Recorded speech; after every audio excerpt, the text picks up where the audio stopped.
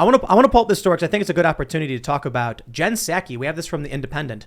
Psaki defends Biden's against claims they broke mask mandate on dinner date. Psaki battles conservative reporter over president's mask usage. There's so much here I love. Conservative reporter? That's Peter Doocy, right? Yeah. So what? Okay, did Peter Doocy come up and say that he was pro-life and had a question? Did he say, Jen, I'm pro-life and I want small government and lower taxes? Now, my question is, why is he a conservative reporter? But would that, not to mention, you would never frame any of those folks from NBC or the New York Times as liberal reporters, not even the MSNBC would, but also, who cares? Mm-hmm. He asked her a simple question about their policies. Why does his background have anything to do with it? I mean, the labels. But again, because this goes back to what we were just talking about. Because if you demean the reporter who's asking it, then there's less likely that you'll believe the answer or the predicate of, So it's how do we muddy this? Yeah. Right wing is bad, conservative bad. Now the funny thing is, as the saying goes, liberals think conservatives are evil. Conservatives think liberals are misguided, right? I think people who are moderate, libertarian, you know what? I think it's easier just to name the cult. The Democratic establishment and their voters are in a cult because everyone else, they disagree with each other on a lot of things. Luke's fairly libertarian or very freedom oriented, but there are conservatives who disagree, but they agree on the truth and the facts to a great deal. But there are a lot of people who blindly follow behind Jen Psaki. I think this is interesting for two reasons. Three. First is pointing out, saying a conservative reporter I find kind of funny. But then you've got Joe Biden violating his own mask rule. Yep. Jen Psaki defending breaking his own rule. And not a single reporter actually questioning, outside of Doocy, who is then ignored or smeared. Where are the journalists? Now, I think it's interesting because you had this job. Yes. When you had this job, you were not given any free passes. In fact, I think it was kind of brutal, right? The journalists were just always just coming at you with very pointed, very hard, or even misframed questions. Yeah. I mean, I mentioned you guys before we started. There was a profile on Jen, and a reporter from the New York Times called me, and they said, well, what do you think? And I said, look, the reality is I walked into the lion's den every day, and she walks into a bunch of kittens. And everyone thought that was ridiculous. How could I say it? But the reality is, I mean, just look at the video. When I walked in, you had Acosta jumping up and down like a hyena. and all these people are like, but when she walks in, it's like, a bunch of well-trained third graders. They sit there with their hands on their lap and politely raise their hand. And then you have a guy like Doocy who literally just asks a simple question, and they go, well, that's the right-wing guy. Was Doocy there when you were? No. He wasn't. No. He was at Fox, but John Roberts primarily was there. Kevin cool. Corke was there from Fox. And then I'm trying to remember.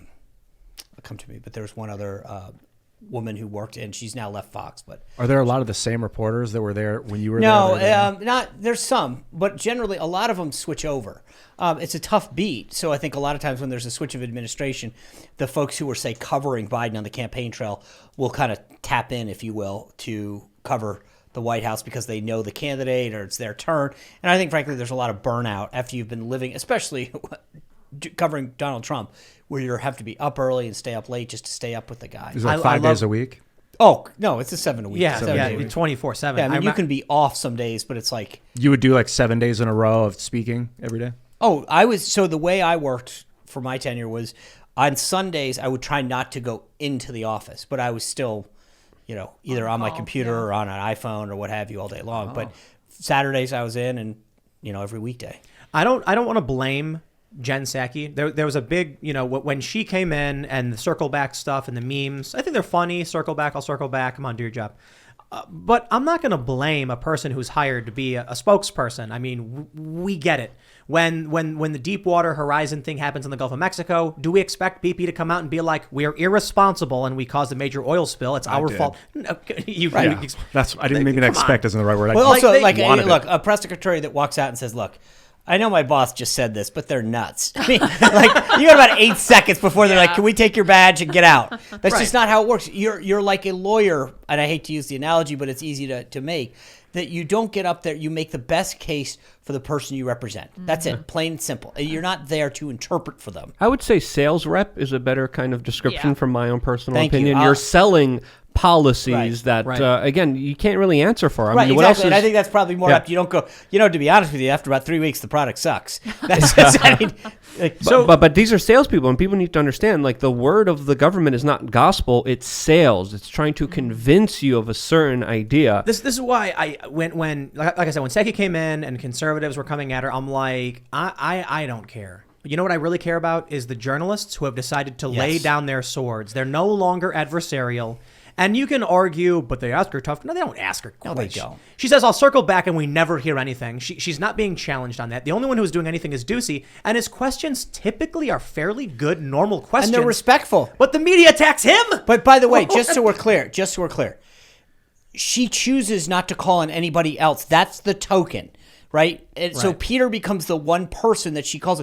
There's 30 other people. We have a White House correspondent too, actually, that switch in and out from Newsmax in there. They don't get questions.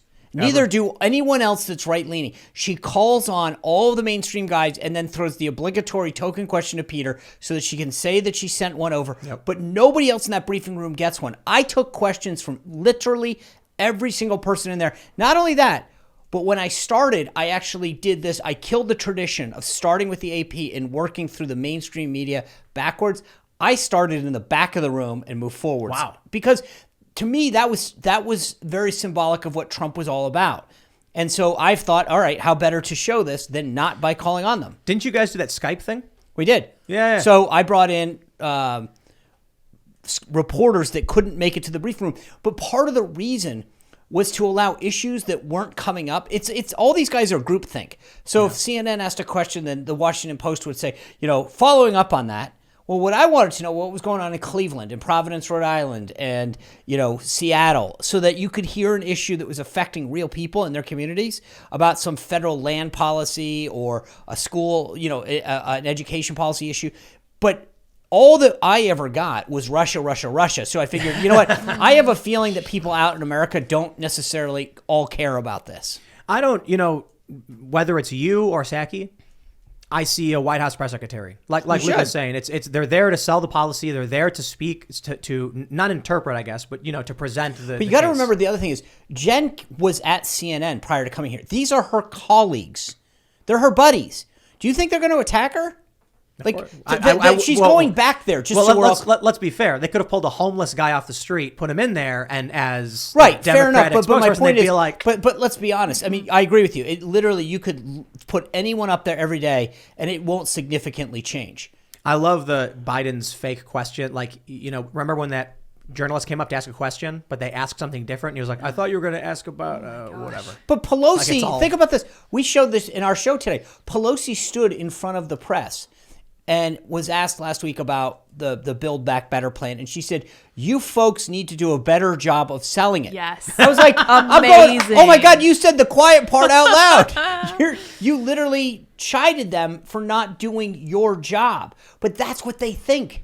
That's what the left thinks, is that the press is a tool to get out our message. True. I mean, how else did Biden get elected? Yeah. Biden literally hid in the basement while the media did the pitching, the campaigning for him. But I've got, it's like Weekend at Bernie's, man. Right. Shameless plug. I have 2 chapters in my new book that just talk about what the press doesn't do. Right? Yeah. This is Radical Nation. Radical Nation. Yeah. But I have 2 chapters in here that talk about the complicit nature of the press. And it's the thing that people have to understand is when you look at the examples of how Biden conducts himself and how the press doesn't do their job, then you get it. How deep do you go in the rabbit hole of who owns the companies that run the media? It's a great question. In this book, that's not. I touch on that in my last book, but I'm not selling that. What's anymore. that one called? Leading America. But because I think that's a good point. But here the point was to look at the Biden administration and recognize the fact that they weren't getting and we talk about this you talk about the mask mandate now, him going to this Georgetown restaurant. That's how he started. Yeah. Remember the fact that this was one of the first questions that she got asked by Ducey when he went to the Lincoln Memorial. He doesn't wear a mask, and she comes back and is like, well, come on. Same answer, by the way. No big deal. Before the show, I'm like, oh, Sean, you have a book. What's it called? Radical Nation. Joe Biden and Kamala Harris's Dangerous Plan for America. And I was like, just hold it up during every segment because it's going to be applicable. Yeah. But I mean, but it is. I mean, is it even their plan? Or someone deciding all this stuff behind the scenes? Well, look, the one thing that I'll tell you is Biden during the campaign said, I'm going to be the most progressive president ever. And I frankly think that most people dismissed him on the right and the left. He does understand this. He's going to have one term. And he wants a legacy that says, I did more for the left than anybody else. I want to be remembered for the guy who named the first black female vice president, the first openly gay department head, which is what he says, even though Rick Grenell did serve under Trump, but he wants to nuance it to say department. But all of these things that he wants to do are to cement his legacy as the latest version of FDR.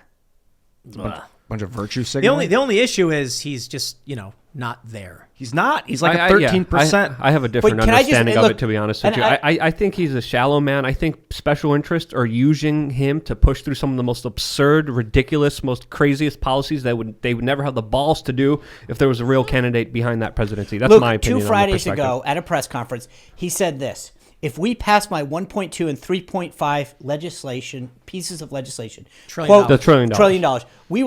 we will transform the structure and nature of our economy. He knows what he's doing. So, But first of all, who wanted him to do that? Nobody. If he knows what he's doing, he's tanking the economy on purpose, especially with his vaccine mandates, especially with his restrictions on trade, especially with the effects that he has had on global trade in general. So I think if he knows what he's doing, he's assuredly making sure that the United States gets destroyed from the inside, especially with his Afghanistan policy, especially with all the policies that he has proposed, never help out the average American. Let me ask you a question. Look at Afghanistan objectively, no matter who you are, whether you've served a day in your life or not, and say to yourself, did anybody honestly think that that was a good idea of saying, hey, let's get these guys out first and then worry about everybody else? I mean, the entire thing, it literally took a 6th grader to go, bad idea. Yeah. Right? Keep your Air Force base. The idea of, look at this weekend. What we need to do is tell people to work 24/7 at the ports. Really? No one's working to begin with, and you think the answer is to tell them to work more? Meanwhile, there's still crazy carbon emissions, especially passed by California, that prevent many of these ships, many of these trucks from even operating in the state of California. So there's many layers to this that we don't even understand yet. And there's still a truck driver shortage. Yep. So being like, we're opening the ports 24/7 does literally nothing. Correct. And you have to be vaccinated to make sure that you work now. But look, It's- here's the it's- thing. it's gotta be you on told purpose, people right? not to work, so they didn't make things. Then they couldn't ship them. Then they couldn't unload them. Then they couldn't stock the shelves with them. And now you go, you know what the answer is? Just turn it on 24/7. Work more. Work more. Again, you had Marty Walsh, the Secretary of Labor, get asked last Sunday night what the problem was. He said, I don't know. If you don't know what the problem is, then you shouldn't be the Secretary of Labor. You have Pete Buttigieg literally on Sunday calling it a success. A success. Thanks for checking out this clip from the Timcast IRL podcast.